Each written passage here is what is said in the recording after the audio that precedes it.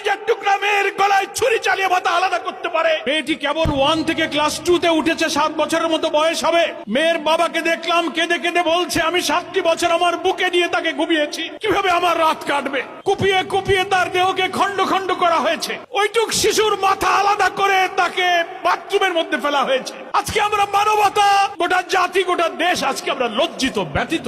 আমরা শিশুর আমিসার মা বাপ, এই দেশের সমস্ত মায়ের কাছে আমরা ক্ষমা প্রার্থী। মানবতা আপনাদের কাছে আমরা আজকে লজ্জিত। আমরা যারা রাজনীতি করি, সমাজ দেশ সভ্যতার দায়িত্ব নিয়ে মানুষের কল্যাণের জন্য যারা রাজনীতি আর আদর্শের কথা বলি, তাদের সামনে এত অমানবিক, এত ঘৃণ্য, এত পৈশাচিক দৃশ্য আমাদের বিবেক ক্ষতবিক্ষত হয়ে যাচ্ছে।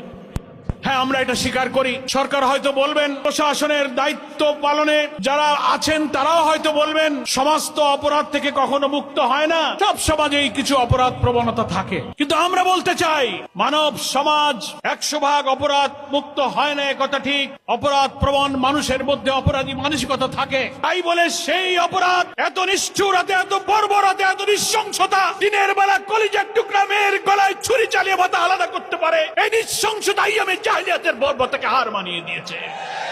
দেশের মানুষ কাঁদছে।